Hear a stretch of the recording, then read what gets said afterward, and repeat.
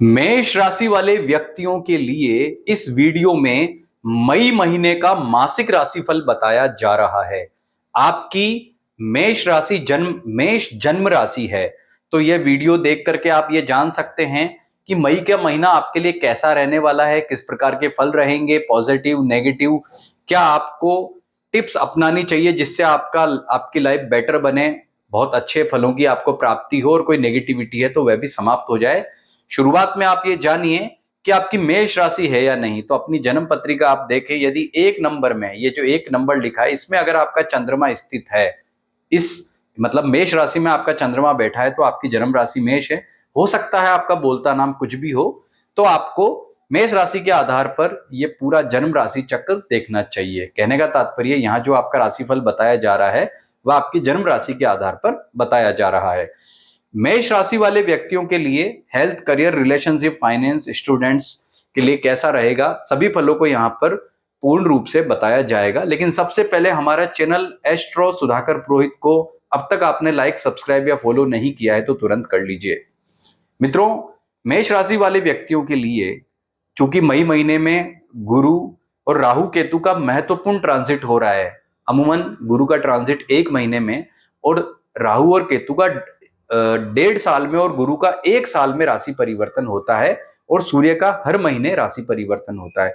इस महीने गुरु का ट्रांजिट और सूर्य का ट्रांजिट 14 मई को हो रहा है, यानी कि गुरु मिथुन राशि में प्रवेश कर रहे हैं, सूर्य जो है वो मेष से वृषभ राशि में प्रवेश करेंगे और राहु केतु जो है वो रेट्रोग्रेड उल्टे चलते हैं। तो राहु और केतु का जो ट्रांजेक्शन होगा, राहु का ट्रांजेक्शन मीन से कुंभ में होगा और केतु का कन्या से सिंह में होगा। और आपके लिए मैं बता दूं कि ये जो राहु का ट्रांजेक्शन हो रहा है ये आपके जीवन में कई तरह की खुशियां ला रहा है, क्योंकि अब तक ये आपके 12वें घर से ट्रांजिट हो रहा था और अब उसका 11th हाउस से ट्रांजिट, ये मान के चलो कि आपके लिए हर तरह से बहुत ही शानदार, शुभ और अच्छा कह सकते हैं। कारण क्या है कि पिछले काफी समय से 2-3 महीने से आपके ग्रह बहुत ही नेगेटिव चल रहे थे। जैसा आपने देखा कि मीन राशि से अधिकतर ग्रहों का ट्रांजिट आपके 12वें घर से हो रहा था। 6 ग्रह पिछले महीने मार्च के महीने में 6 ग्रह जो है यहाँ से ट्रांजिट कर रहे थे, आपको नेगेटिव फल प्रदान कर रहे थे। लेकिन अब धीरे धीरे सभी ग्रह यहाँ से शिफ्ट हो रहे हैं। शुरुआत जो महीने की हो रही है, आप देखेंगे कि जो बुध की नेगेटिविटी है जिसने आपकी पराक्रम क्षमता को प्रभावित किया था, शत्रु पक्ष आप पे हावी हो रहा था, हेल्थ इश्यूज जो आपको परेशान कर रहे थे, 7 मई को जैसे ही बुध मीन राशि से मेष राशि में प्रवेश करेगा और बुध के पॉजिटिव होते ही शत्रु पक्ष से जहां परेशानी समाप्त होगी वहीं आपकी पराक्रम क्षमता भी श्रेष्ठ होगी, क्योंकि लग्न का बुध जीवन में काफी शक्ति का संचार करता है। यानी कि आपके लिए पहला शुभ परिवर्तन 7 तारीख को हो रहा है। ये बहुत ही अच्छी बात है, श्रेष्ठ बात है। दूसरा, इसके बाद में राहु का राशि परिवर्तन 18 मई को हो रहा है और ये आपके लिए सबसे श्रेष्ठ और अच्छा कह सकते हैं, क्योंकि 11th हाउस में जब राहु आता है तो जीवन में अपार खुशियां लेकर आता है। वह आपके फाइनेंस, आपका पारिवारिक सुख, आपका विद्यार्थियों के लिए समय, कहने का मतलब जीवन के सभी सेक्टर में 11th हाउस यानी 11वें भाव में राहु के बहुत अच्छे फलों की प्राप्ति होती है। कहने का मतलब समय तो मई का आपके लिए नेगेटिव है, लेकिन धीरे धीरे खुशियां मिलती जा रही है। 7 मई को पहला शुभ परिवर्तन, 18 मई को दूसरा शुभ परिवर्तन। लेकिन इस दौरान जो गुरु का राशि परिवर्तन हो रहा है जो 14 मई को होगा, वो आपके लिए इतना अनुकूल नहीं कह सकते, क्योंकि गुरु अभी आपके 2nd हाउस से ट्रांजिट कर रहा है, अब 3rd हाउस से ट्रांजिट करेगा और तीसरे घर से गुरु का ट्रांजिट अच्छा नहीं कह सकते। तो सार रूप में बात करें कि मई का महीना मेष राशि वाले व्यक्तियों के लिए मिले जुले फल वाला रहने वाला है। इसमें आपको क्या ध्यान रखना है, किन चीजों को आपको मंत्र जप करना है, कौन सी पूजा करनी है, कौन सा दान करना है जिससे उत्तम फलों की प्राप्ति होगी, आगे चर्चा करते हैं। शुरुआत करते हैं आपके स्वास्थ्य से। स्वास्थ्य में आपकी राशि का स्वामी जो है मंगल 4थे भाव से ट्रांजिट करेगा, जो अनुकूल नहीं माना जाता है। आपको पूरे महीने स्वास्थ्य में यदि दिक्कत आती है या अन्य तरह की कोई भी परेशानी आती है, पारिवारिक सुख प्रभावित होता है, तो ओम अम अंगारकाय नमः इस मंत्र का जप आपको पूरे महीने करना है। और मंगल की कारक वस्तु जैसे लाल वस्त्र, मसूर की दाल, गुड़, गेहूं, तांबा इत्यादि का दान भी आप कर सकते हैं प्रत्येक मंगलवार को। और हनुमान जी की पूजा उपासना करने से आपका कॉन्फिडेंस भी अच्छा रहेगा और जो हेल्थ इश्यूज यहाँ पर दिखाई दे रहा है, दिक्कत यहाँ पर दिखाई दे रही है, उसका भी आपको बहुत ही श्रेष्ठ और अच्छा समाधान यहाँ पर प्राप्त होगा। तो पहला टिप्स आपके लिए यह है कि आपको मंगल की पूजा, मंगल से संबंधित उपाय अधिक से अधिक करने हैं जिससे आपका समय श्रेष्ठ रहे। दूसरा, गुरु यहां नेगेटिव हो रहा है। गुरु आपका भाग्य का स्वामी है, आपके लिए महत्वपूर्ण ग्रह। तीसरे घर में आकर के वह आपके भाग्य को कमजोर कर रहा है, इसलिए उसे अनुकूल करने के लिए, श्रेष्ठ करने के लिए, अच्छा करने के लिए, यदि जन्म पत्रिका में गुरु आपका अच्छा है तो आप पुखराज रत्न जरूर धारण कर लें। इससे आपको बहुत ही श्रेष्ठ और अच्छे फलों की प्राप्ति होगी।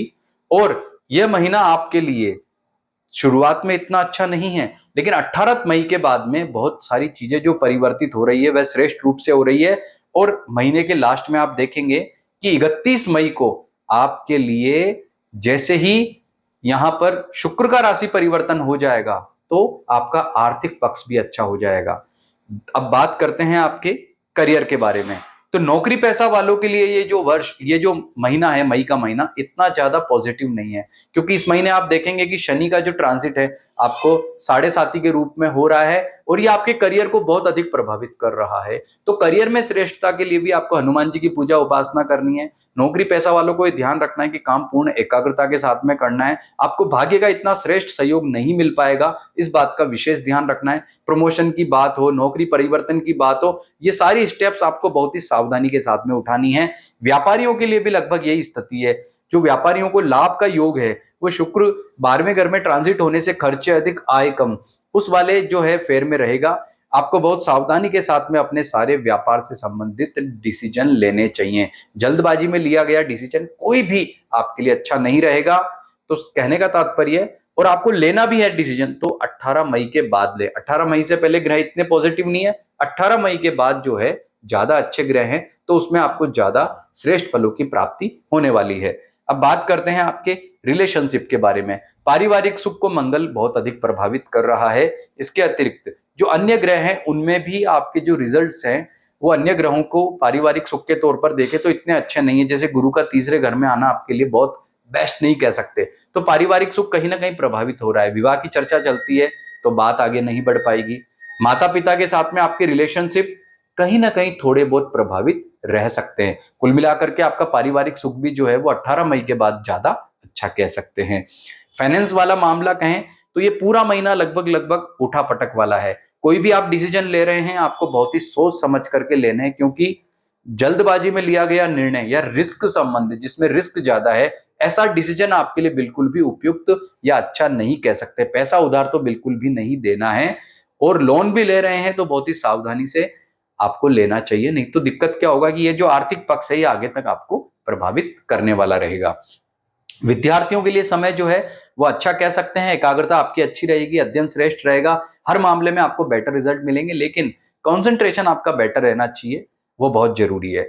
कुल मिलाकर के बात करें तो ये महीना आपके लिए पूर्वार्ध में, यानी कि शुरुआत के जो 1 से 18 तारीख तक का समय वो इतना अच्छा नहीं है, 18 के बाद बेटर है। लेकिन इस महीने कुछ दिन ऐसे भी हैं जिनमें आपको बहुत ज्यादा सतर्कता और सावधानी रखनी है। वो कौन कौन से दिन है जिनमें चंद्रमा अधिक नेगेटिव रहेगा, वो नोट कर लीजिए। वो दिन है 3 मई, 4 मई, 5 मई, 13, 14, 15 और 23, 24 और 31 मई। आप नोट कर लीजिए, मई के महीने में ये दिन जो हैं ये आपके लिए बहुत ज्यादा नेगेटिव, परेशानी, दिक्कत वाले रह सकते हैं, क्योंकि इनमें चंद्रमा नेगेटिव रहेगा। इसके अतिरिक्त समय आपके लिए 18 मई से 31 मई के बीच का श्रेष्ठ है, उसमें आप महत्वपूर्ण डिसीजन ले सकते हैं।